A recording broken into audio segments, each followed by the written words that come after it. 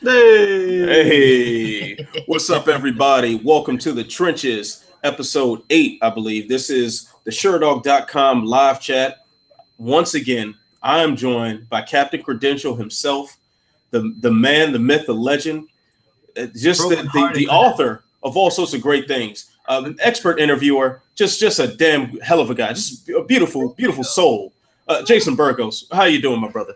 I mean, that's it takes a hell of a guy to know a hell of a guy. So I think I appreciate that. I enjoy our time together, our building of our MMA bromance. It's very exciting. Though I must say, Captain Credential is rather heartbroken after his last experience with Credentials. It hurt me deep right here. All the media room woes. I understand what that's all about, man. The media room woes. But on the bright side, that fade is still very nice. That fade is very serious. Yeah, look at that. And I got a hat on for a reason. So and you know what's so funny? So I was so busy complimenting you in the introduction, I didn't even bother to introduce myself. Hi, my name is Anthony Walker. I am also a writer for Sherdog.com. So anyway, very talented, and very bearded. Look at that. That is really coming in there. Thank you. I feel very manly right now. Very manly. But I guess, I mean, we've already gone down the road a little bit since you are Captain Credential. You out there doing your thing, photojournalist of the year. No disrespect, Esther Lynn. Love you, Esther. But anyway, and Dave Mandel too. Love y'all. Y'all great folks. But let's give it up for the man, Jason Burgos. Please give us a bit of your experience at UFC 230. What was that like? I mean, it was cool. I mean, on an honest level, it was a bummer because kind of what you had to go through at 229. I get to the building excited. I still have that, be it a UFC cage side bucket list to check off. And then I got my credential as I'm walking away from like the metal detector. Like, oh, you're going to the elevator to the 6th floor. And I was like, 6th floor doesn't seem like it'd be on the floor. And then I looked at my credential and said, no floor access, the heart. Just the pain. You had the one with the red band at the bottom that says no floor access. Yeah, like, you are not chosen. You are not worthy. Don't even think about it. I mean, but it was cool. I mean, first time I've gotten to do a media room, and for me as a New Yorker, I've been to the Garden and since they did the renovations, so that was cool. And also just as a New Yorker, Knicks fan, Rangers fan, to be in the media room that houses Knicks coaches and post game interviews and all that kind of stuff. I mean, that on that level was pretty cool. And to be up close with the fighter more than normal was cool. I got some good videos that I was able to give to Mike, and he put on the Facebook page and stuff like that. So. And then the post fight, I was lucky enough since I was already there, I was able to scope out a good seat to get some of the best pictures I've ever gotten in terms of stuff for Sherdog, and they've actually been using it on social right now. And I mean, as a person that's been a long time Daniel Cormier fan, it was pretty cool to be like 3-4 feet away from him and have if you go to my Instagram, Jericho Vendetta, there's a picture of having Daniel. He's looking directly at me. I gotta say, I think me and Daniel had a moment. I just between us, a deep moment, deeply looking into each other's eyes. All right, so you just sat here just a few seconds ago and you solidified our bromance, and you're cheating on me already? That's what's up. I mean, honestly, that's what's up. Honestly, I'm cheating with you on Daniel. I've been with Daniel a long time. Daniel Cormier is a hell of a man. He's one cool thing I think, and we'll our first question of the show will relate to Daniel Cormier. So I guess that'll be a nice little segue right there for all you broadcast fiends out there in these streets. Yep. But Daniel Cormier, one thing that I do really like about him, and I've been very complimentary of him as a human being in the past, and that's one thing that makes that very prominent for me, or makes him stand out to me, is the fact that he looks you in the eye as he talks to you. Yes, and compared to other guys, they really didn't he engaged with everybody. No, I mean, Adesanya was there, Dana White did too, Derek Lewis really did not. Jacare, he really does engage you. Yeah, like Daniel Cormier in a scrum too. I find it really really admirable the way he's able to. And God knows what it looks like on their perspective to have lights have, you know, strangers' faces all in you and cell phone cameras and everything up. And Cormier, he always kinds of finds that direction that voice came from, and he finds your eyes, he looks you in the eye, and he answers you very directly. And just as a man, I think that's very admirable. So so shout out to Cormier, and we'll jump into our first listener, reader, whatever, consumer question. Yeah, because this one came from the forum. So someone says DC did it. He became the first fighter to defend the belt in 2 different divisions. Why doesn't it feel like a bigger deal? I mean, you know, it's a weird thing. I don't know. I guess it all matters on what you see and what you feel, because people can say so many things about that. Like, what really does feel like a big deal outside of McGregor being crazy in a McGregor fight? Does anything feel like a big, like, what is a big deal to you? Like, you know, ESPN coverage all over the place and stories and news, and, you know, because I mean, like when DJ broke the record for defenses, it felt big. I mean, I thought it felt big. I guess maybe the opponent, even though as popular as he is, it wasn't like your typical, you know, big time opponent. Like he's fought so many good guys in a row. I don't know. To me, it felt big, but maybe just Daniel's kind of unassuming, and he's not, you know, that larger than life kind of person that draws everybody, and just a good, nice guy. And maybe that's just not as interesting for some, but it felt big to me. It's pretty amazing.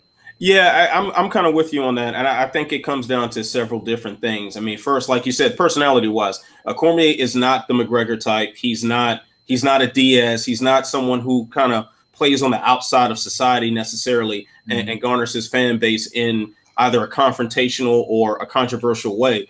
Daniel Cormier is very much the everyman. He is your average, you know, soccer dad. He even looks like the everyman at heavyweight. yeah, exactly. He looks like just a regular guy, and he carries himself like such most of the time. Obviously, he's intensely competitive. Otherwise, he wouldn't be able to compete at the level that he does. But aside from that, if you just saw him walking down the street, he would just look like everyone else.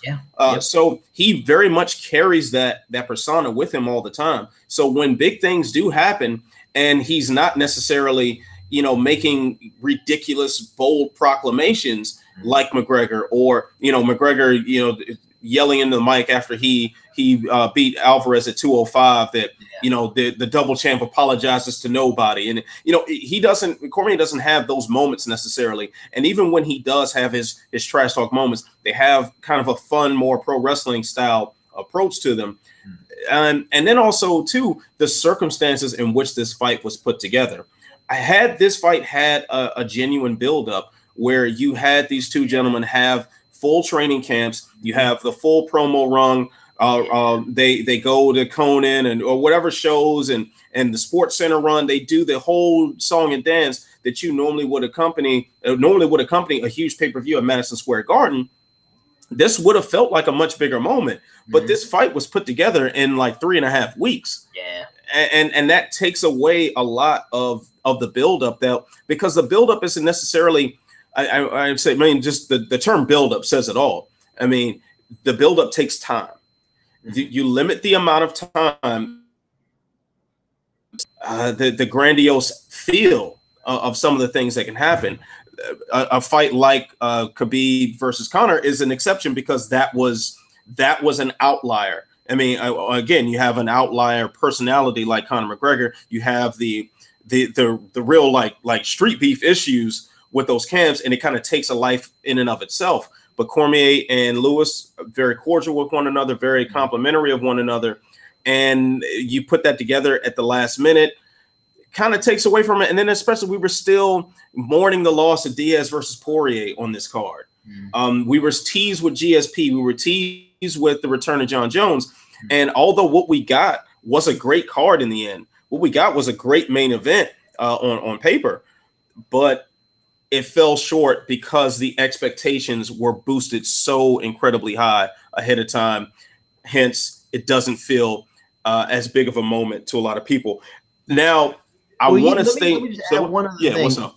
And I think another thing that probably took away from it feeling big is because it felt like the, 5 or 6 weeks building the fight was, and it shows you how great Dan Cormier, despite Derek Lewis's size difference of being this the Black Beast knockout guy. It felt like the UFC media machine was trying to explain why Derek Lewis should be here and why he's a legitimate threat, because everybody felt Cormier would win and fairly easily, which he ended up doing. It felt like that probably took away from it because they're trying to say, oh, he's a big guy, maybe Cormier's hurt, or he's in good shape, he's feeling good, and all these things. He's a threat, he's legit. Even Cormier is trying to explain to the media, oh, he's legit, he deserves to be here. And it felt like, I wonder if that for some took it away, because it almost seemed predetermined. Like it was when you're going into such a big fight with the puncher's chance kind of opponent, it kind of does. And I think like Gustafsson Jones coming up, that probably killed some of the sizzle in that fight because people doubted Gustafsson, and it became much better than we expected. But I wonder if that hurt on level 2. You know what? I don't think so. I think also too that you brought up something that I also was hoping to address today. So of course, now that Cormier dominated that fight and he had literally no issues handling Lewis, of course, on paper, that's what we thought would happen.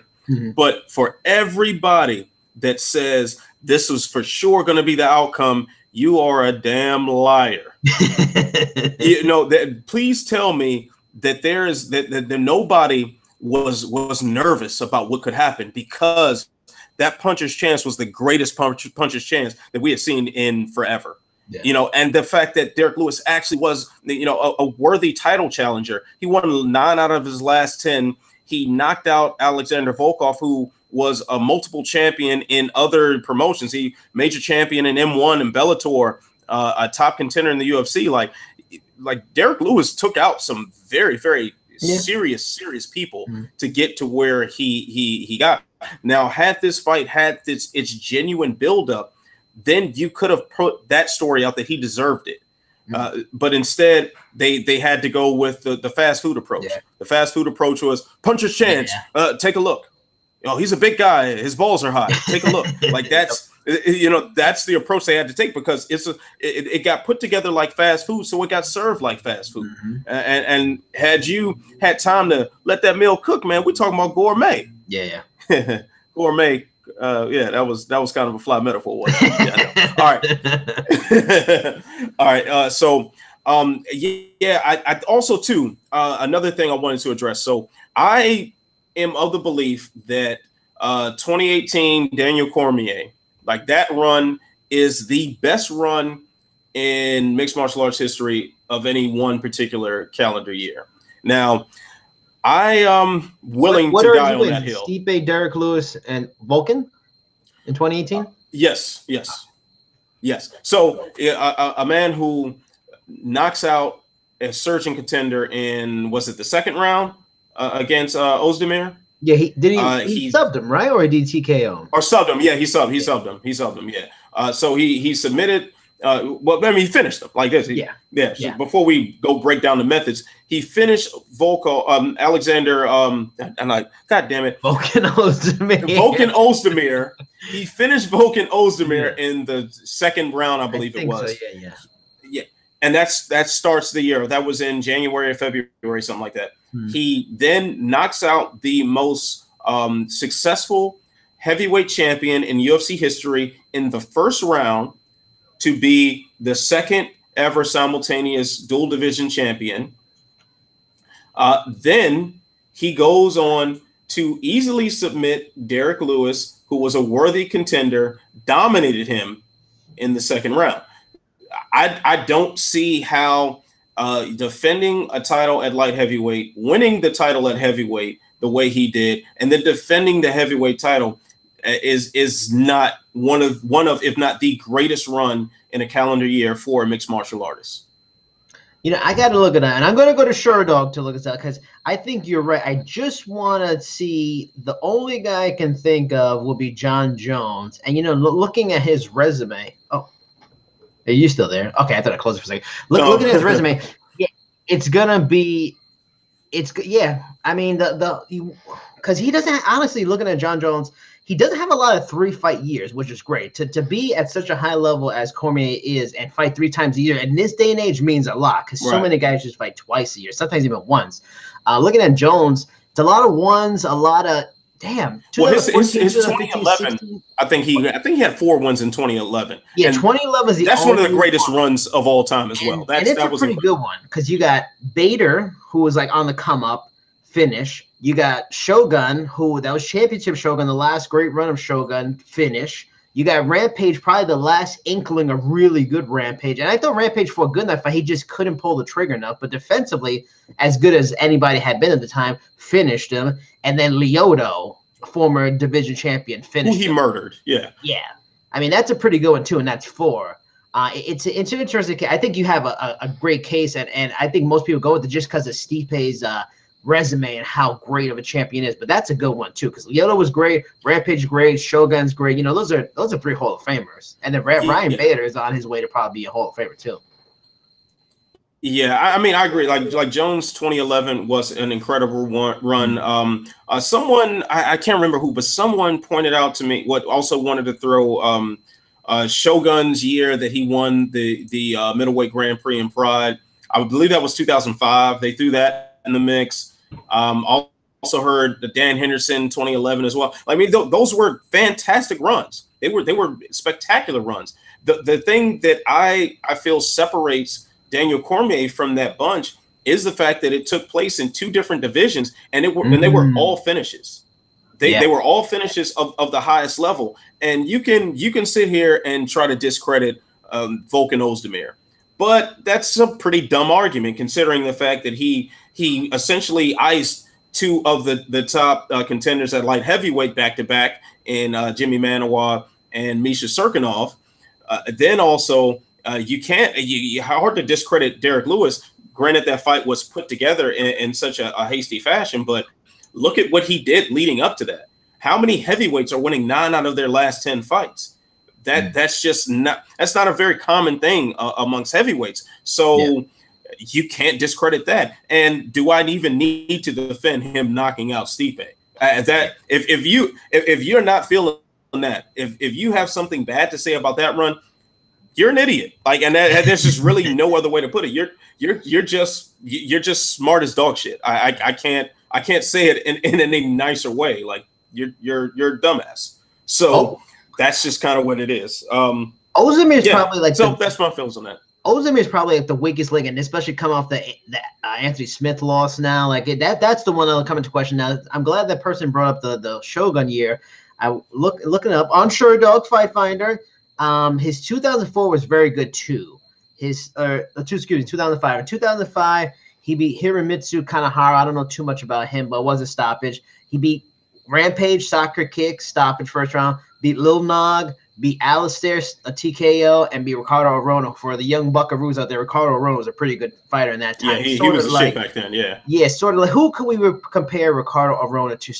Maybe like a Colby Covington type, like a strong wrestler, or a Jacare without the crazy jiu-jitsu, but that's a pretty good year. But I think you're on to something. I mean, if it's not the best year ever, it's in the conversation. Yeah. You know, even with the question of Volkan, is he as good as we think it's going to be? But, you know, and I think also he did it at 39 he's closing on 40 years old. And also he made an exit point, 2 divisions, 39, 2 divisions, you know, it's, I mean, high level opponents, finishes, quick finishes. So it was a second round, first round, second round.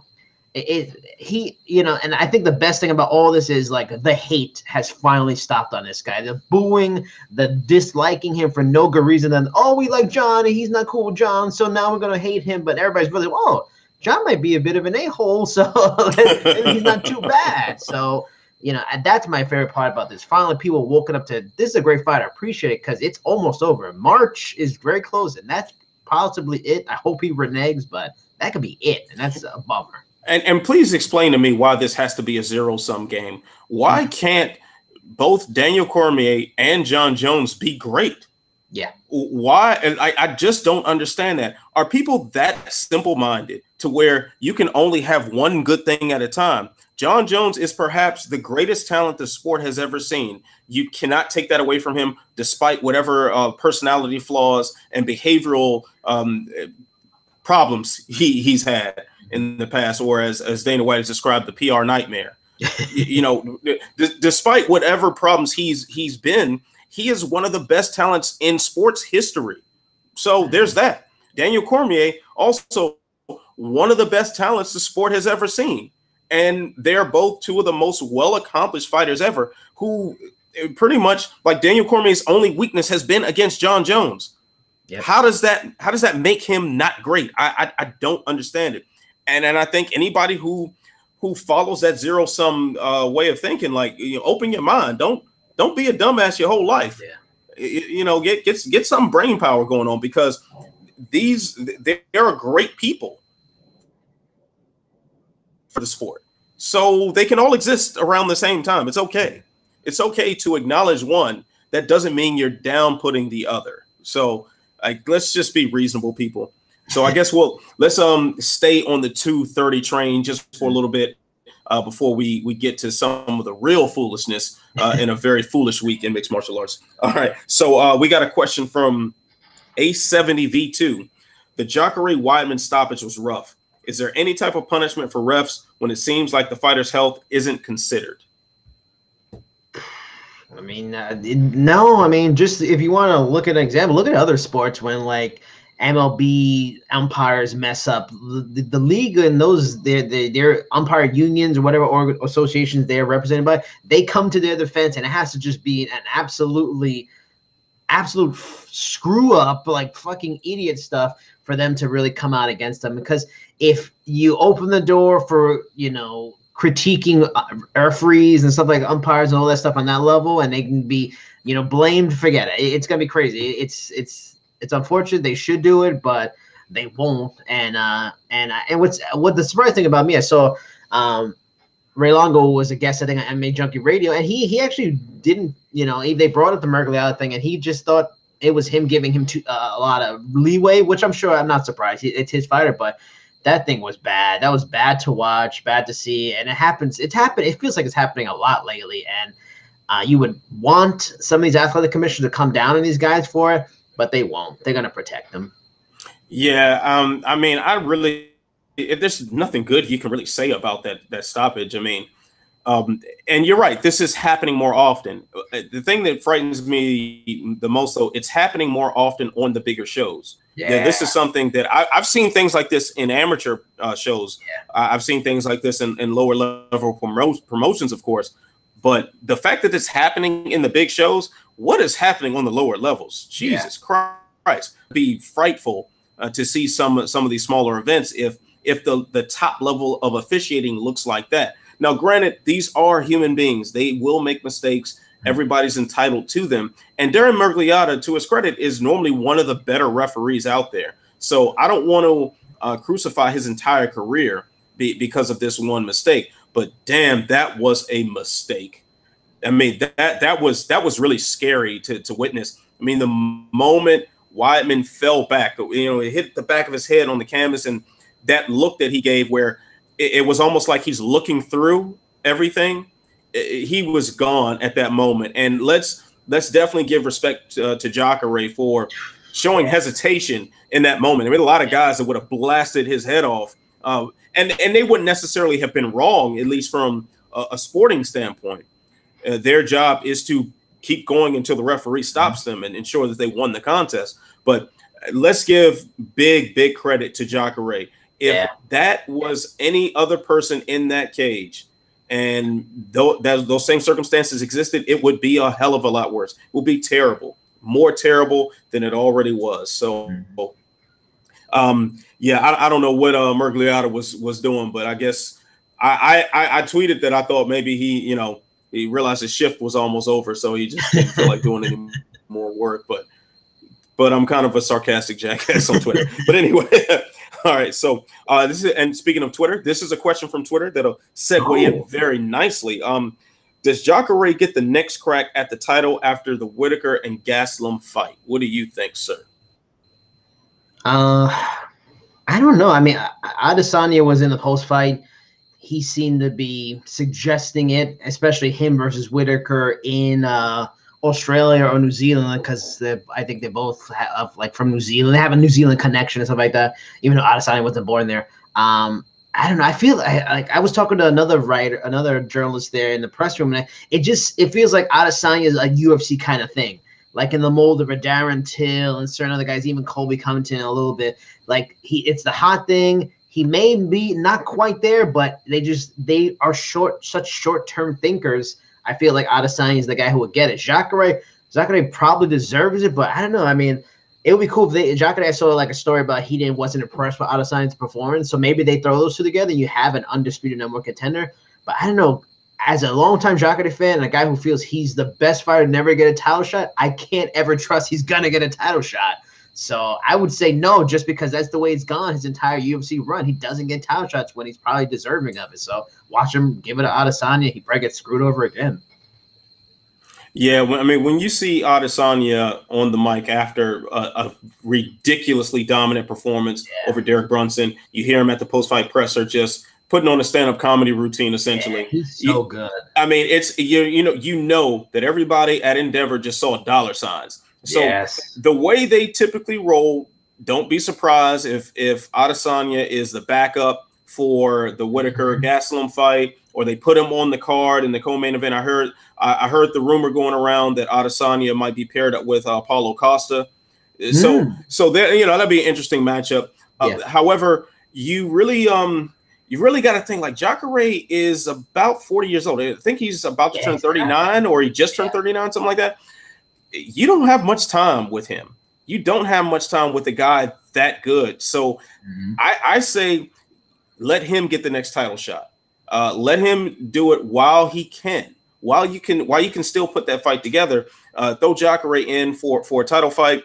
At worst case scenario, let's get that Rockhold rematch that I've been waiting for since the day before Forever in Strikeforce. Let's go ahead, get that rematch. And then I want to see Adesanya get built up a little more. I think that win over Brunson was incredible. Let's build him up just a little bit more. Let's not just pull the trigger right away because he had what was a fantastic fight, but it was one fight, against a top level guy. Let's see him fight more. Maybe one or two more top level guys. A Costa fight makes a lot of sense to me. I know the report came out that Costa's been injured apparently before he was supposed to fight Romero in January. I don't buy that, actually. I think the Adesanya Costa rumors are true. The moment I saw that headline, I was like, I think they're about to pull one and throw him and Adesanya together for the Melbourne, Australia card. So I guess we'll just go ahead and segue this into a question about Adesanya. Mad Mick says, props on calling the hell out of the dissolution of the flyweight division 2 weeks ago. Thank you, sir. Appreciate that. How far do you think Israel goes? Is his hype train too high or not high enough? Who gives him the most problems? Does he really stand a chance against a grappler of Jacare's caliber? I mean, I was impressed. We talked about it last week with Brunson, and we thought we were interested maybe he could use his wrestling. He tried. I mean, he definitely tried it. This guy completely shut him down. I mean, it was really impressive. So, I mean, I don't know. I don't know who could if he's going to look that good. That's like Anderson Silva kind of stuff. I mean, amazing striking, good strike, take down the fence. I don't know. I mean, you would think Jacare should get him, but Jacare is more of a power guy. He like if a Daniel Cormier fought him, I think he can get him now because Daniel Cormier just has tricks. He has trips. He has all that kind of thing. If you're going to just power forward, kind of dope for double legs and try to get those things, he's a tough guy. I don't know if it's going to work. He seems, prepared for that. So, I mean, what do you think? Who? I mean, I don't know. I don't know. I mean, I would suspect a guy like Romero would give him a lot of trouble because Romero can give anybody trouble. Like that's Isn't he moving up? I thought he was moving up to light heavyweight. Yeah, they all say they were moving up to light heavyweight. So I honestly don't know. I mean, Rocco's been talking about it for years. Jacare's been talking about it since 2013. Weidman's talked about it. Like the entire top part of the middleweight division has talked about going up to 205 at some point. And quite frankly, if you're on a losing streak right now at 185, you might want to think about 205 because it is wide open right now. So that's, there's that. But anyway, I think Romero stylistically can give him trouble to have a wrestler of that caliber, to where he literally just threw Weidman down, who was an incredible wrestler in his own right. He just threw him down like he was a child. But he doesn't like to use it that much, though. Considering how good he doesn't use it, it's so weird. He's weird. But that's one thing that makes him a very difficult matchup for Adesanya. I mean, you know that like Brunson striking is so flawed that he has to rely on his wrestling to fight a guy like Adesanya. And you saw what happened through that fight. I mean, the shots were coming from so far away. He couldn't really do much with him in the clinch. Yeah. I think the height difference had a lot to play in that. And then once Brunson was frustrated with that and he tried to strike him, he went at him chin first. Romero's not going to do that. Romero, despite how awkward it looks and despite how chaotic his style is, he still is going to approach it in a very scientific fashion. He's still going to be fundamentally sound on a lot of things.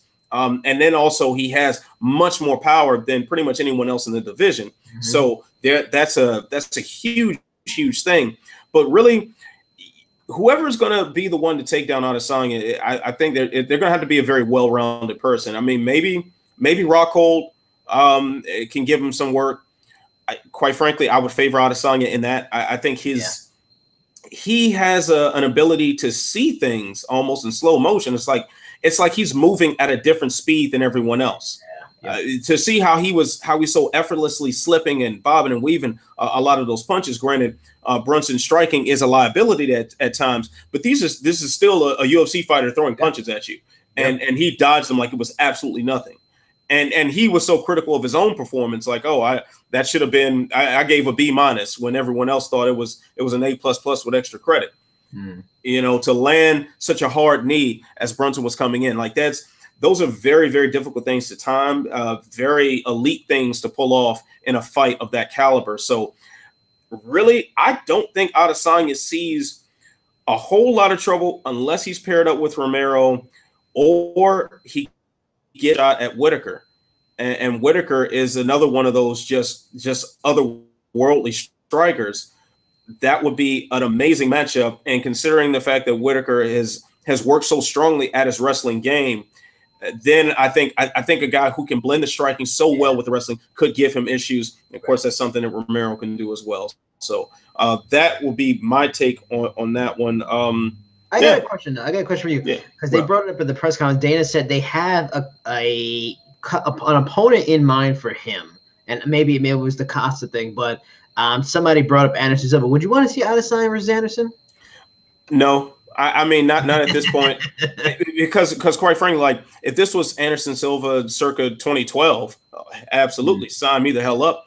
But that's not the Anderson Silva we have anymore.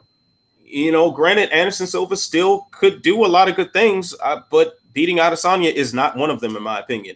You're not going to have the wrestling threat from him.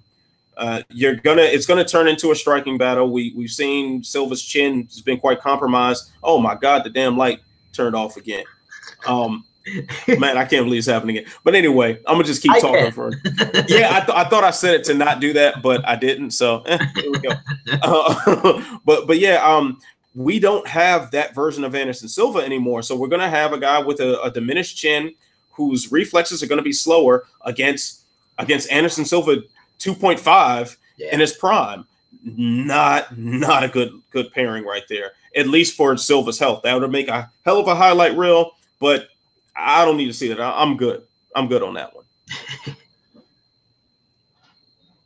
So I should stop sipping from my coffee mug and perhaps ask the next question. All right. And actually, while you answer this question, I'm going to start moving around and get this light back. Okay. All right. All right. So here we go.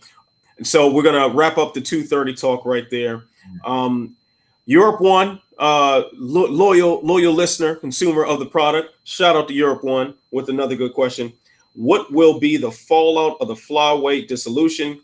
Who stands to gain? How will bantamweight turn out?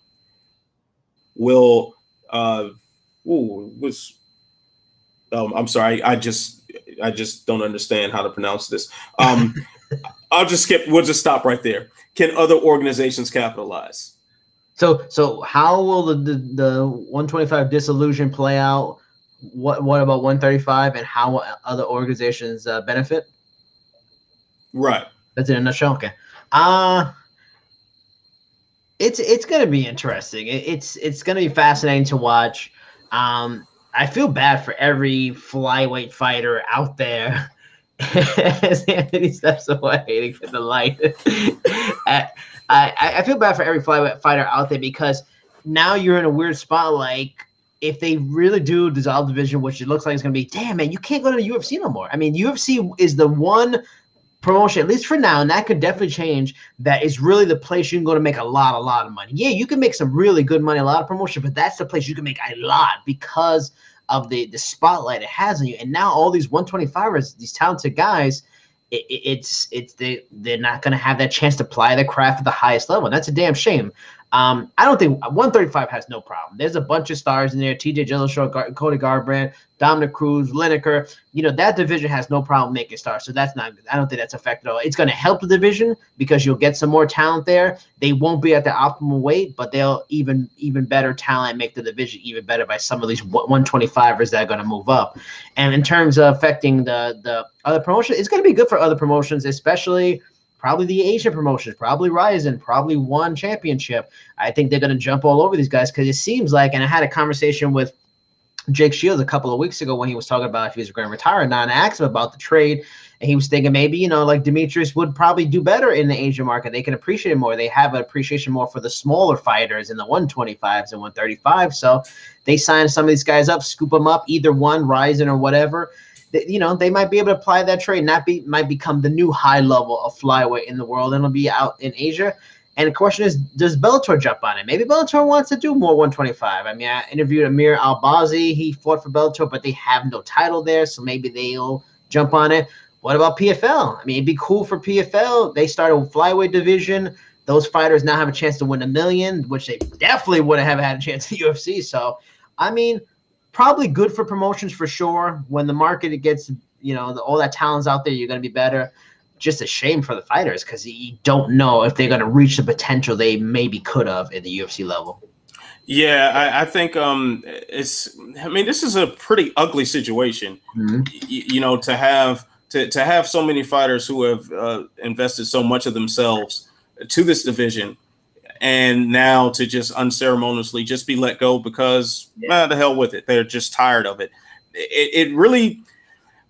It doesn't make a lot of sense to me. Now, first, let me go to our poll on the forum page for today's live chat. So right now, the question is the removal of the men's flyweight division a bad move for the UFC?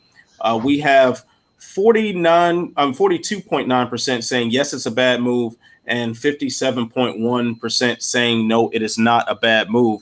I am of the mind that it is a bad move, for many reasons. First of all, the damn light. You know what? I'm good. In front of you, get some candles, and you'll be good to go. I know. I have to just wave my arm around so the motion sensor picks me up. But anyway, just wave a broom around. Yeah, this is all out foolishness. But anyway, man, I think that for one, when you've got so many fights you have to put on, you've got all these different cards to fill out. Getting rid of an entire division means a whole pool of fighters that you are no longer using. You know, even if I think at this point, as you brought up last week, the UFC is not concerned with always putting on the best fights or making sure this is something that everybody watches. They just want to put content out. So you cut out a division of content. I don't quite understand that. There was a tweet that went out from a media member, and forgive me for not remembering who did, but it was a tweet that had a list of every flyweight fight that won Fight of the Night. Yeah, I think I saw that too. It was a hell of a list. You know, this is what you decide you just don't need anymore. You know, DJ and Cejudo just put on a hell of a fight at 227. You don't want to see another one of those. I don't quite get what the line of reasoning is. Yeah, I understand you want to Ben Askren and you had to give up something. So DJ means sacrificing the whole division. But I mean, It's sacrificing entire division. Crazy. And I do want to address something else that just irritates the hell out of me. Please explain to me why there are so many of you fools out there who think that the 125-pound division is just filled with these little men who are harmless. I've heard so many people and read so many people on Twitter, on the forums, and and it just heard them at events and everything say, it's like, all the flyweights, oh man, like all those little guys I could do. You wouldn't do a damn thing. Yep. That's what the thinking is. You have these guys, these fans that are just like, I have a friend that when we would talk about the DJ trade, he was like, I don't really care. I mean, that division's boring. And there's a lot of people like that, unfortunately, and it's a shame. Yeah, now I can understand. I can't say I can understand, like, because no. I'm not understanding. Like saying flyweight division is boring. Okay, you just want to see blood and guts. I'm guessing, because this is like the flyweight division is martial arts and technique at its highest. Yeah, the blinding speed that these guys move at, the fact that the margin of error is just so slim. These guys are masters at what they do. It's incredible to watch. Watching DJ live, I mean, it's like watching the Tasmanian Devil just swirl around the cage. It's incredible seeing those smaller guys get down. But I gotta say, man, like for all you keyboard warriors out there who on this forums popping shit, thinking that the flyweights are guys that the average. I saw somebody on the Sherdog forum said the average Sherdog poster on the forums that could kick their ass. No, you moron. I guarantee I've been in the room with Ian McCall many times. Shout out to Ian McCall. And sat across from him, he's a small guy. He's definitely a small guy, but he'll whoop my ass. Yep. And he'll whoop yours too. Yep. DJ walk in this room, he'll whoop you and your whole family's ass. No problems. Yeah. Ray Borg will smoke you, son. Yep. Like let's be real about this. Mm-hmm. If you really think because these guys are smaller than the average person that they won't rearrange your shit, you are sadly mistaken. I would love to see that. Put that on pay-per-view, please. I want to see one of you keyboard warrior clowns get in there with these little flyweights and they twirl your ass around like pizza dough. What was that show on MTV with Mayhem Miller? Bring that back. Bring him on Bully Beatdown. Bring him on Bully Beatdown. Please come to Bully Beatdown and get this work. Please get this work. Like, are y'all crazy? Are you really that fucking crazy that you think your goofball ass sitting on the couch, drinking a Bud Light, watching the UFC on Fox, you think you doing that? Yep. You sound like that fool at the bar with the tap out shirt talking about what I would have did. I'd have done this. I'd do that. Why doesn't he just do that? You don't know shit. Mm-hmm. You know nothing. Shut your fucking mouth, morons. They will destroy you and everything you thought was your existence. Do you not understand that? When you start giving the point. When the point comes in, it's full Walker rant. It's Skywalker. Bro, I'm telling you, that just fired me. I was like, really? Are these people that fucking stupid? like how dumb can you be? Like, these guys are trained killers. Yeah. This is what they do for a living. They are so good at beating the hell out of people, they get paid to do it. Like y'all fools are barely holding on to whatever job you got. You barely holding on to your job at McDonald's or at the accounting firm or driving for Lyft or whatever you do. Shout out to everybody making an honest living right now, but you're barely holding on to that job. Yeah. If you are barely holding on to your job of kicking ass for a living, guess what? You can kick ass. Mm-hmm. They can definitely kick your ass. So all you keyboard warriors out there, rep your set, please. Rep your set, you absolute fools. Knock that shit all the way to fuck off, please. Jeez, man, I swear that shit pissed me off. And rent. I've exercised the demons. All right. So here we go. All right, now. It was funny too because the next question. The hashtag of the show: rep your set. Yeah, rep your set, man. Rep your set. Keyboard warriors for life, man. What would the sign be for that? I don't know. Let me. I'm in LA, so I'm not gonna start throwing a sign just in case it corresponds to some hood out here. Yeah. I'm good. All right, so Yo Himbo. I think another guy who's asked us a lot of questions. Shout out. Says, with the UFC's dismantling of the flyweight division, if they think people that small don't sell tickets, are the women's strawweight and flyweight divisions in trouble too? Quick answer, no. Because the demographic is largely male and men are perverts. It's that simple. Granted, it is a legitimate fight, but look at the reactions to Rachel Ostovich against Paige Van Zandt. That's a very good serious fight. That is a very good serious fight. It happens to be contested between two very attractive women. Yeah. And but hey, if we're talking about from a sporting standpoint, that's a good fight. That could be an interesting stylistic fight. But you wouldn't know that from the comments. Right when I saw that announced, I was like, "Oh boy, like, oops!" and I know for sure. I'm not going to say I know for sure, but I'm pretty certain they knew what they were doing when they booked that fight. Yeah, of course. I think they had kind of an idea how that fight, what market that fight would appeal to. Yes. Like if they could roll out a portable pool filled with KY jelly, they would have done that as well. They would. If they could make them fight in bikinis. They would. Yeah, they would do that. Like they definitely would do that, and for a reason, because men are perverts and sex sells. So they are going to do things like that. But let's not take credit away from the ladies as fighters. They're fantastic. Seeing Rachel Ostovich live, she is fantastic. I've never gotten the pleasure of watching Paige Van Zandt live, but hey, she is a game fighter. She's tough. Okay, so you're looking at some very good fighters who aren't going to be affected by this because they're women. Like, it's just that simple. And then also you look at just the scale of the size of people. Women on average are smaller than men, so the average woman is going to be within the 115, 125 range. When you're talking about this level of athletics, I mean, it's definitely not going to be 145. You got like two people in that division. I'm glad you brought up 145 because we're talking about 125 because pretty much DJ left, the division died. If Cyborg leaves, does 145 women's die?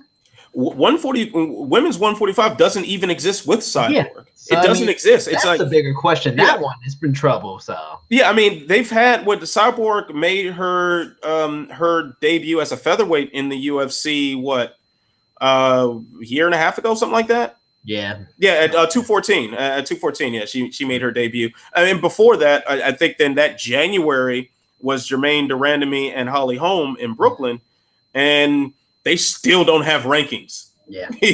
They still don't have rankings. They don't have a division. So Amanda Nunes making a guest appearance. Holly Holm made a guest appearance. Yep. GDR made a guest appearance. Like, that's essentially the women's featherweight division is Cyborg featuring. It's that collab album that every rapper does for like the third LP. like that. That's really what it is. So with no Cyborg, there is no division. I mean, we saw the disaster that the quote unquote division was when Durandamy refused to fight Cyborg. She ran away from fighting Cyborg. And so, like, you saw what happened when Cyborg wasn't part of the picture. Didn't make any sense, and it's not like any real talent is being groomed to fulfill a division at 145. I mean, they are with the Ultimate Fighter, but that's crazy. Like, usually some of the people from the Ultimate Fighter get signed, and some don't. That whole class is getting signed just to fill the division, which they'll not even last anyway. Yeah, I mean, I thought they would have raided Invictus roster long ago to get this division started, like they did with the strawweights. But I mean, we'll see. Like, the women are the lighter women are immune to this for the reasons I expressed already. That's just the reality of it. The fools that I just went on that tirade on that look at smaller men and think they automatically can kick their ass because they're smaller. Mm-hmm. You're not going to have that same sort of thing with women. I'm sure there's some woman out there. I'm sure Gabby Garcia looking at the screen at Rachel Ostovich and Paige Van Zandt like, oh, I could kick their ass because they're so much smaller. Yes, but that's the exception and not the rule. So, all right. Let's see here. What else do we have? Let's see. Now, question 7 from Yellow Bano. Oh, okay. interesting name. Askren expressed that he wants to fight Colby Covington after Robbie Lawler. Assume he runs through old man Robbie. Would Colby's wrestling and stamina be enough to negate Askren's entire game plan? What say you? I don't know. I don't know. I mean, they both have high level wrestling credentials. I think Askren's collegiate credentials are higher. I don't know if he was national champion. I don't know. Something like that. I don't know. I mean, you know, Colby, it seems like he hasn't had to face a lot of other good wrestlers. That's why I wanted to see him fight Usman, because Usman's MMA wrestling is very, very good. So, you know, he hasn't faced that. So I don't know. My brain says no. You know, I know Colby's gas tank is very good, but when he's the initiator of wrestling, it's different. If he's going to somebody that can make him scramble and really force him to have to get up and all these other things, I don't know if his gas tank is as good. I don't know. I would think Askren can, you know, but that's the big thing about Askren. Are we basing our idea off of him and his skill set off of lesser talent? No disrespect to those guys. And one of those guys he beat was Douglas Lima, who's gotten much better since that time. But the amount of level of talent he's fought is not near Colby. I mean, Colby's fought some really, really good fighters, so including Damian Maia and Dos Anjos. So maybe not. Maybe Colby would beat him, and Askren thinks he has a better matchup than it really is. But I sure as fuck want to see it. I mean, that's a great fight. Who wouldn't want to see those two wrestle and who the better wrestler is? You know, so I hope it happens. Let's see. But I think it could be a pick'em. Yeah, I'm kind of torn on that one too. I mean, first things first, he's got to get through Robbie Lawler. Yeah. I mean, and that is not an easy task. I mean, Robbie Lawler has shown some vulnerability to takedowns in the past, but he's also shown a knack for knocking people's heads clean off their shoulders. So I wouldn't just go into there assuming that quote unquote old man Robbie just isn't going to have it against Askren. I would not want to look past that matchup. Now, if Askren does get past Robbie Lawler and he does see Colby Covington, my first instinct says that Askren could pull that one off because Colby's striking is not it's not very good in my opinion. I mean, this was a guy who spent the first round against Damian Maia getting pieced up. Damian Maia. So I mean, that's really all I can say. But I mean, Colby Covington has done a fantastic job of doing what he does. Yeah. Same thing with Ben Askren. Neither one of those guys are winning any kickboxing matches. But I think if you have two guys who aren't the best strikers, but are fantastic wrestlers, the more fantastic wrestlers should win that fight, I would assume. So I'd have to go with Askren. And then I think you bring up a very good point, too, about Covington being normally being the aggressor and being able to have such good control over his stamina. A lot of that goes out the way when you're on your back foot.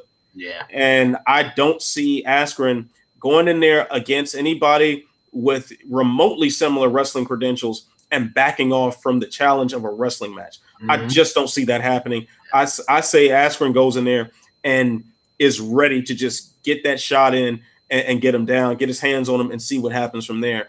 I don't think Colby Covington fares well in that, but I could definitely be wrong. Either way, let's see it. And then, you know, I'll eat some crow if I'm wrong. What's crazy about that matchup is, and for everybody that's watched MMA for so long, is that the saying is, the common belief is when you have two people that are both good at something, they don't do it. Like, you have two good wrestlers, you want to see them wrestle. Perfect example, Jacare and Weidman did not go for takedowns at all. They completely did striking. So that fight, as much as we want to see all this great grappling and this back and forth, could just devolve into just an ugly slap fight between those two that could be a mess. So we want to see it, but maybe we don't want to see that fight. Yeah, we may not when it actually plays out, but yeah. I mean, at the very least, though, there will be some sort of like heat between the two. Yeah. Oh, yeah. Yeah, giving Askren's affiliation with Tyron Woodley. So that could make it worth watching. Man, the other light went out too. You don't even like half of. You went full. I went full. This is movie off. I mean, we could just turn this into like a romantic MMA podcast.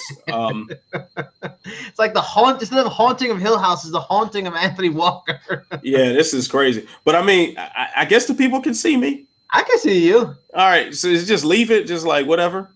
Or should I move a little bit? Dark or nothing. I mean, you good? No, I'm good. I don't have my knife on me right now, but I'm straight. All right. I should just turn off the light too. All right, so we could tell like campfire stories. man. So we can be haunted by the ghost of the flyweight division. Yeah. So all right, so we got a question from Post to Decision, and man, I've been waiting to get into this topic. Oh no! Floyd versus Tenshin would have almost certainly been a boxing match. No. What kind of chance would Tenshin have if they use MMA gloves and round format? Have you seen? I'll be honest. I can't watch every MMA show. I haven't seen him fight. Have you seen him fight yet? I've seen highlights. I haven't seen a complete fight. I've known of his existence for a little bit, but I've never sat down and watched one of his fights live from bell to bell. But what I do know is that man can kick. Yeah, Lord, which means that won't happen in that fight. And I think Combat Press gave him knockout of the year. I think it was last year for just a ridiculous knockout he had in the Muay Thai fight. It's like a spinning back kick right to some dude's chin. It was amazing. So this guy is very, very deadly on the kicks. And once this was announced for the 3 days, I guess this fight was official.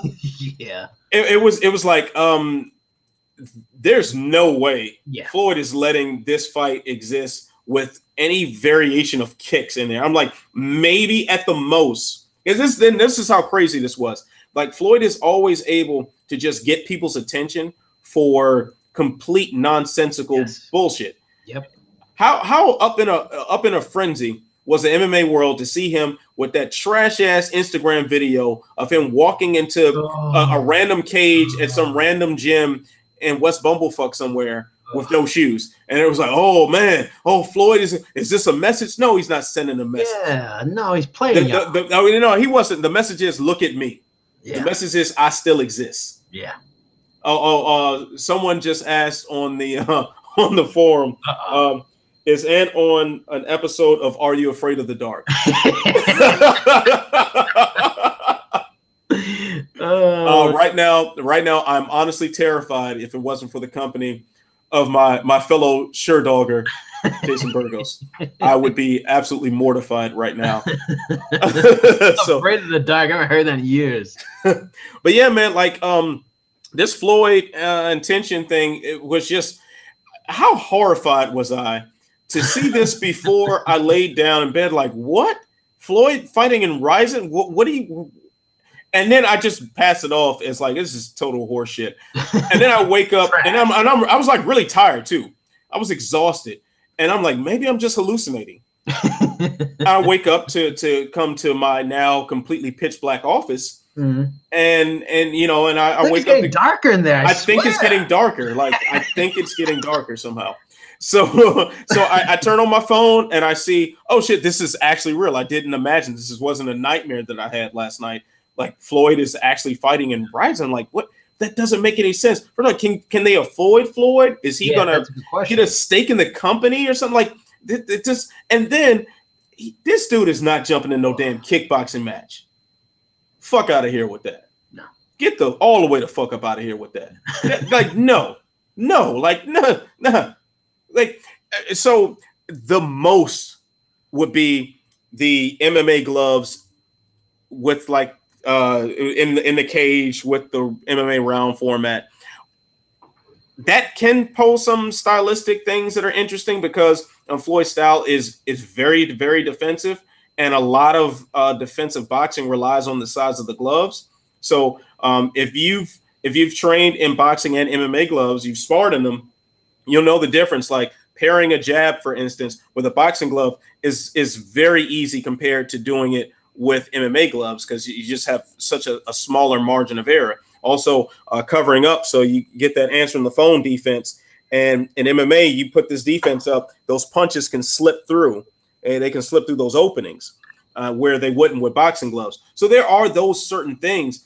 But at the end of the day, man, if you're punching and you're just punching a guy who is one of the greatest punchers of all time, that guy's probably going to outpunch you. And then you add to the fact that Tension is like 20 pounds lighter. I'm sorry, like that's and that is typical. If Floyd Mayweather were to actually take part in Ryzen or the UFC or any sort of promotion that specializes in mixed combat rules, this is what you're likely to get. This is a man in boxing who has always skewed everything in his favor. Yes. You know, Floyd Mayweather has for years. Exactly. He's won his fights before the opening bell so many times by negotiating the size of the ring and the slack on the ropes, who the judges are, who the referee is. You know, he's skewed every little thing in his favor to work with his style. I mean, keep in mind the controversy about Pacquiao wearing gloves with horsehair. You know, because those are gloves that tend to favor the brawlers, and he didn't want to get punched that hard, you know, repeatedly without someone having to worry about their hands. So there are all these concessions that need to be made in order to get Floyd in anywhere. But let's take a little bit of time to address that fantastic story that he told on his Instagram about why this fight was not happening. Jesus. Like, if you think that this story has any ring of truth to it, I'm sorry. You are perhaps the dumbest person I've ever met in my life. Like, you just got to be all sorts of stupid if you believe this. Do you really think Floyd Money Mayweather, who has made just hundreds of millions, if not well over $1 billion in his career, and this guy's done this time and time again. He has made so much money, and he has all these pay-per-view records. I believe he has like the top 2 or 3 pay-per-views of all time, with Pacquiao, with McGregor, and with Canelo. He's got all sorts of records on the pay-per-view buys. And you really think this fool is going to go over to Japan and agree to some sort of blood sports style fight that only these rich people are going to be able to watch, like in a dining hall somewhere? Like, fuck out of here, man. Like, what? Like, you really think we believe that? And now they're trying to put this on pay-per-view and they're trying to make money from this, so I got to back out. Really? I don't. Do I need to express how stupid that is? And you know, and to illustrate like how malleable the minds of the casual fan are, I was getting text messages from my family who, you know, about this, like, oh man, you think Floyd's going? What? Huh? Delete. If this fight happens, there will not be a kick allowed. Nope. And if it is a kick allowed, it might be a head kick, because you got to set those up. And oh yeah, by the way, the guy's 20 pounds lighter. Let's be real. Let's be all the way real. Floyd don't want that smoke. I'm sorry. Like, I don't know if Ryzen paid him to come and make an announcement, get everybody talking about the organization, or if, you know, they try to pull some Prod Yakuza style tactics on him in the back room, and he went up to do the press conference with a gun trained on his head or something, and he just, I'm going to fight, and then he got the hell up out of Japan and like, I ain't never coming back. I don't know if that was the case, but if you really believe that Floyd Mayweather Jr. was going to step in there against a legit seasoned kickboxer / MMA fighter and fight under anything but boxing rules, your thinking process is trash, sir. So yeah, that's all I got to say about that one. But I guess we can segue into another question if you'd like. Yeah, sure. Another Floyd question here. Bring one thing. Yeah, sure. On the Floyd thing, one, if it did happen, it probably resemble, for folks that may not know, Muhammad Ali when he fought Antonio Inoki. Inoki's the guy who like created I think New Japan and stuff like that. You know, and they had like one of those weird matches where like Inoki could not grapple and he had to throw kicks at a certain angle. It would have been fucking nonsense anyway. So who would want to watch it? And two, I tell you, man, we all kind of scoffed at it. We called it a circus fight. Back then it was a circus fight. Now it's probably normal. But can we give some fucking credit to James Toney? James Toney had the biggest balls to go in there with Randy fucking Couture. Randy Couture was still pretty damn good, not that far removed from being a heavyweight champion, and fought him with like no prior training, just like, I think I can go fucking knock him out, and I'm going to try it. And had the balls to go in there and do it. We have all these guys like Amir Khan and this guy's going to fight Tyson Fury. Tyson Fury, flirting, Tank Davis. Flirting. Yeah. Yeah, all them flirting. Oh, I might try it. Don't do it. He did it, man. And James Toney, that guy's a legend to me for doing that. You know what? I'm glad you mentioned that, because James Toney does not get enough respect for at least attempting it. Granted, it was a half-ass attempt.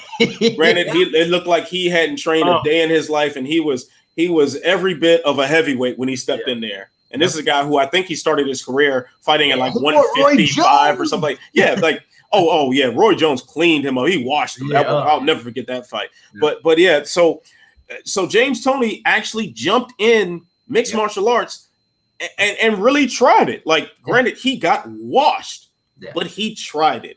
I give him all the credit in the world for that, for stepping in there and giving it a go. Same thing with CM Punk. He tried it. You know, now, granted, both of those two gentlemen should not have been on that big of a stage. You know, just as a matter of respect for the difficulty it is to climb that high to get to the UFC. I understand that, but you can't take credit from those gentlemen for doing it in the first place. And hey, if you're going to get a big paycheck attached to it, you'd be stupid not to sign up for that opportunity. So I give them total credit. And in fact, my first touch of mixed martial arts journalism was an op-ed I wrote for Bleacher Report right before the James Toney Randy Couture fight, where I argued that James Toney was not a freak show, that he was a legit combat sport athlete and should be taken seriously. So he had a heavyweight title, right? I mean, it's like 35, you know. Yeah, he had at the time, I think he had just vacated or he was about to be stripped of North American Boxing Organization's heavyweight title. But he'd won titles at so many different divisions. Yeah, man. I mean, James Toney, pure talent-wise, absolutely. James Toney, pure talent-wise, is one of the best boxers we've ever seen. Yeah. Now, granted, his work ethic left a lot to be desired. I mean, to me, he was kind of like the BJ Penn of boxing, where he had this phenomenal talent, and he was able to do amazing things and win championships. But at the end of the day, it's like, oh, you could have done more. Yes. Yep. You know, so shout out to James Toney for trying. And no props to Floyd Mayweather, to Tank Davis, to Tyson Fury, to the guys who have Amir Khan, the guys who have given MMA lip service and not actually jumped in there. I wouldn't expect them to jump in there. I'm not saying that's what they should do. Just shut the hell up about it. Yeah. Just stop talking about it because you're not going to do it. You're not. Tyson Fury. Actually, I'm going to be at the Fury Wilder fight. I'll be covering that fight. Oh, nice. Yeah, it should be pretty dope. So, but Fury, you don't want that smoke with Cain Velasquez. Nope, you don't. Tank Davis, you don't want that smoke with TJ Dillashaw. You damn sure don't want that smoke. No. You don't want it. Like, that's it. Like, and same thing goes for Floyd. You do not want that smoke. And that's it.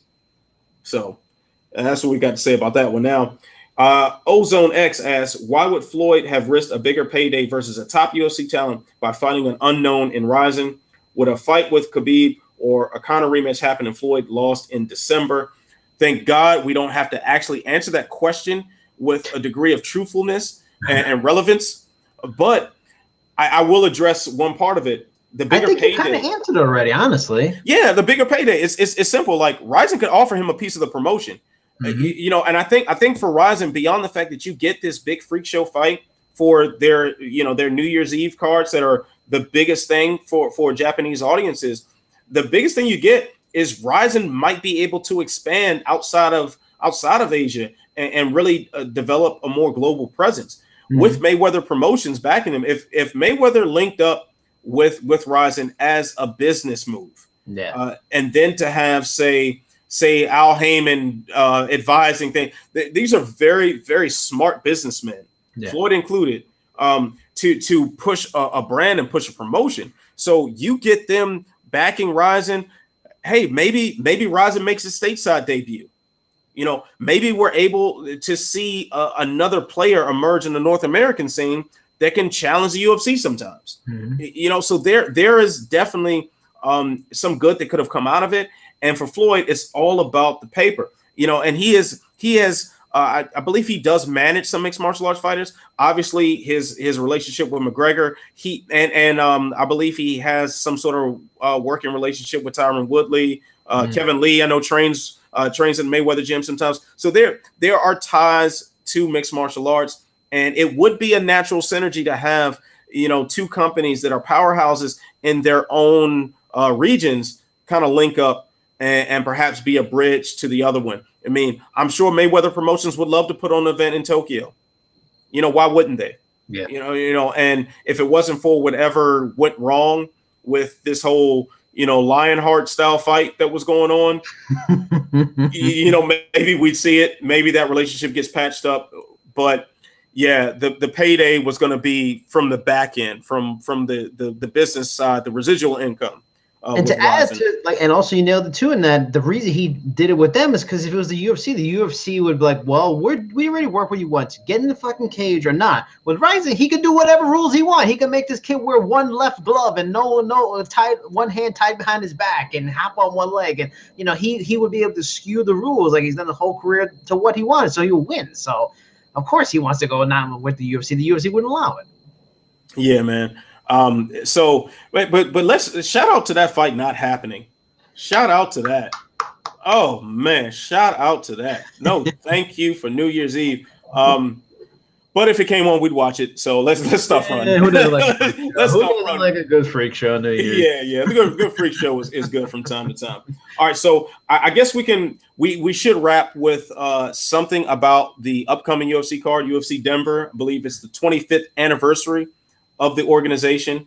Okay. Korean Zombie versus Yair Rodriguez. Yeah. Damn, I like that matchup a lot. All right, so let's see here. UFC's 25th anniversary Denver fight. See, I got that right. Who you got? Violent Bob Ross or Tough 27 winner Mike Trizano, Cerrone or Perry, Korean Zombie or Yair Rodriguez. Oh, and Jay, our producer, he also wanted to throw in the name Art Florderson for the mixed rules Mayweather Rising one glove thing. So Art Florderson. Thanks, Jay. Thank you. Appreciate you, Jay. That was a good one. Thumbs up to you, guy. All right. So let's break down who you got winning. Bob Ross, the violent Bob Ross, or Mike Trizano. Damn. I mean, the last time I saw them was on the show. I don't think I think I saw Trizano's first UFC fight. And did Violent Bob Ross, did he fight in the UFC yet? He has, right? Since the show? I can't remember. So many damn fights. I can't remember off the top of my head. Yeah, so I don't know. I'll say Bob Ross because he's got funny hair. I don't. Yeah, you know what? That's my reason too. Bob Ross, because I dig the hairstyle. I like the nickname. Yeah, Bob Ross. Shout out to Bob Ross. Yeah. I wish the real Bob Ross could fight in the UFC, but that's another thing. Yeah, I mean, that would be something really to witness right there. So Cerrone or Perry? I feel like the days of a relevant Donald Cerrone may be done. And even though technically Cerrone is a better fighter than Mike Perry's a wild man. I mean, he's crazy. But Cerrone should beat him. But I just have a real weird feeling Mike Perry's going to beat him. Cerrone's not with Winklejohn and Jackson anymore. He's getting older.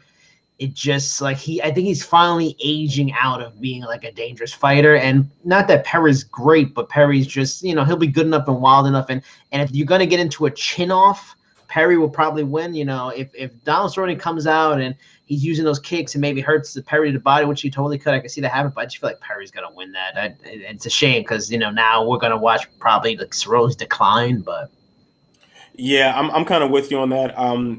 Cerrone can definitely pose a lot of problems for a lot of guys at welterweight. I think he's teased that he intends on returning to lightweight after this fight. So I mean, I don't think that'll be the smartest move for him either. But yeah, I mean, Cerrone has had a very long, very violent, very traumatic career, especially as of late. He's he's taken some major L's, man. His chin has been tapped quite a few times, and you don't want to come in there with a compromised chin against a guy who fights as hard and hits as hard as Mike Perry. And I think also too for all the antics of Mike Perry, for all the things that kind of get our attention, and he is an outlandish personality to say the least. I had the chance to speak with him a bit at 229, and that man is interesting. Give him that. He is quite a guy to talk to. But Perry is also making some very good stylistic improvements. He is training with some good coaches at Jackson Wink, despite whatever drama's going on in that camp. Mike Winklejohn is still one of the better striking coaches out there that can help you improve your game. And so we've seen improvements in him, and we've seen clear decline in Donald Cerrone. The fact that, and even if it turns into Cerrone goading him into a particular kind of fight, I think Perry has the answers for those. Unless of course it gets to the ground and it stays there for a long time. I think that's where Cerrone would have the advantage. But also Cerrone is through and through, no matter what, Cerrone is a knucklehead. He has that knucklehead mentality where he likes to go in there and slug it out. And I don't see why he doesn't do that this time, knowing his personality. And I think that will be his downfall for this fight. And I think this is kind of the beginning of very an undeniable decline. I think we've glossed over it because he either pulled a victory, out of the bag of his ass somehow, or he, like for instance the Barboza fight where he got hurt bad, and then somehow he lands that crazy jab, drops Barboza, locks in the submission. We've seen so many performances like that to where it's like man, you feel like he's almost on borrowed time. And I think that time is probably going to be up this weekend, unfortunately. Now, the main event, Korean Zombie or Yair Rodriguez. Ooh, this is so beautiful. Did you prefer this fight? I kind of wanted to see Frankie versus Chan Sung, but do you like this fight better? I do like this fight better because I just want to see Yair Rodriguez back in and against somebody who, granted, Korean Zombie is dope. He's dope. He's incredible. I love watching him, but he's not Frankie Edgar. At least vintage Frankie Edgar, the way we know him to be. I didn't want to see Yair Rodriguez go out there against a guy of that caliber again and just get steamrolled and see what could be a great career. Which the guy's very exciting to see that sort of progress stifled because you're trying to make that quick buck off that hot name. I want to see more of a buildup for Yair Rodriguez. So I think Korean Zombie is more appropriate. Those two seem like they should be meeting right about now. I think they both have a lot of unanswered questions. Both have had extended layoffs. So it'll be good to see what they do. It really is the battle of the inactivity masters. I was just looking on Sherdog. This guy, Korean Zombie, fought once in 27 last year, and he was out for the 4 years with the injuries and the military service to his country. Then Yair hasn't fought since he lost to Frankie. I mean, he's been, and that was in 2017. So I don't know. Like, I'm just fascinated how they both look in the first round. I would favor more Yair. He's a younger guy. He's got a little more spunk in him. But it's a fun fight because Chan Sung is just a brutish, brawling maniac. And tough, and he's good on the ground, which is fascinating because if he took it to the ground, Yair did not look good against Frankie. I mean, that's a different kind of style wrestler, but still, he's very crafty on the ground. I'm fascinated how it goes. I'm probably going to lean toward Yair because he does use his length very well. He does throw unorthodox kind of kicks and strikes, and he's fast. Like, I just think Chan Sung, just so much inactivity. He's 31. He's called Korean Zombie for a reason because he gets in crazy freaking brawls and tough fights. So he's got more. He's not 31 in like MMA years. He's probably more like 36 because he's been in so many tough fights and taken so much damage. So a longer, rangier, varied striker, younger, faster. I can see this being a highlight reel kind of knockout for Yair. If he doesn't, and zombies again, man, either way, it'll be fun. Yeah, I'm kind of leaning toward Korean Zombie in this one. Yair Rodriguez, as dynamic of a striker is, and he is so fast and dangerous and just really incredible to watch. But like Mike Perry, not only does Korean Zombie have a hell of a chin, but he makes a lot of technical improvements. He gets a lot better, and you see his progress from when George Roop knocked him out to when he Darce chokes Dustin Poirier, to when he flatlines Mark Hominick. He flatlines Dennis Bermudez. He gives Jose Aldo all he can handle for a little bit until his shoulder gives out. Like Korean Zombie is very, very good, and he's very, very skilled. He's not just a bruiser or a brawler. He's a guy who's very technical and very methodic in what he does. He just likes to do it at that dangerous brawling sort of pace. So I think, keep in mind too, he had I think the only twister submission in UFC history, which is a very nuanced technical submission to pull off, especially in mixed martial arts. So I think Korean Zombie has the necessary tools and necessary chin to take what Yair Rodriguez has to offer and give just enough to eke out a decision. I think Korean Zombie gets his hand raised at the end. All right, fair enough. All right, so I guess that'll wrap things up. Let me. I'm just going to do a quick peruse of what we got on the YouTube chat. Shout out to Cedric Clark, who's been giving us some good stuff as well. He wanted to add about the 145-pound female division, how the addition of Kayla Harrison could help boost that. But still, we're talking about one person. Yeah, and 155, and then she's not leaving. PFL is pretty much making a whole division for her, and they're going to fight her a lot to make sure she stays at least for another year or two. So that's not going to be anytime soon. Yeah, so we'll see. But she's just starting her MMA career, so who knows where that's going to go? Yeah. We'll find out on that. And let's see, any other? Juan asks, why Anthony keep insulting MMA fans all the time? I don't know. I'm kind of a jackass, and it's kind of fun. He's just better than you. I like the way you think, but you know what? I'm not going to hate on Juan. I appreciate the question, Juan. Appreciate the question. I can't say I'm better than you. This is wrong. We're all people. Got love for you, Juan. I hope you love me too. All right, Juan, so rep yourself. Rep yourself. No, we're not gonna label Juan with the keyboard warrior distinction. That was a completely logical thing. That was a completely good, balanced question to ask. I'm not going to do him like Jim Acosta in the White House. We're not going to do that. Oh, man. We're not going to do that. All right. I'm not sending the Sherdog staffer to snatch the mic from you, Juan. I know. Can Jay just come in and just snatch her? That'd be pretty good. Yeah, that would actually be pretty dope, man. I'll sign up for that podcast. We're going to put that on Patreon. Try to get this subscriber cash. All right. So that will do it. I guess I will shut up and stop running my mouth and get out of the dark so I can manage to get myself out of this office and go home. Am I back? I left for a little bit.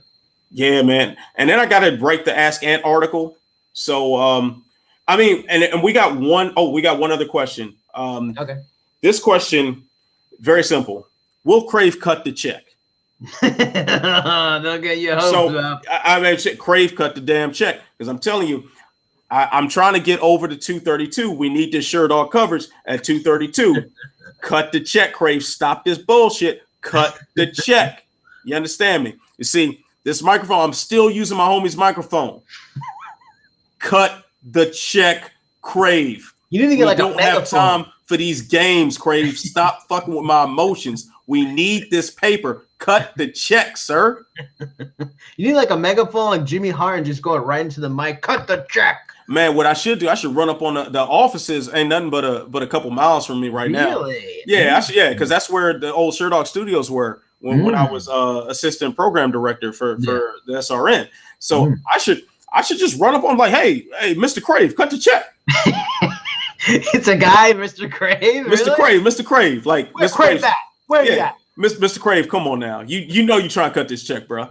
you know you trying to cut this check. Cut it. Cut this check, man. Well, I mean, stop with this nonsense, man. Cut the check. All right. So now that has concluded, I will get myself up out of this dark room and get home to write the Ask Ant article.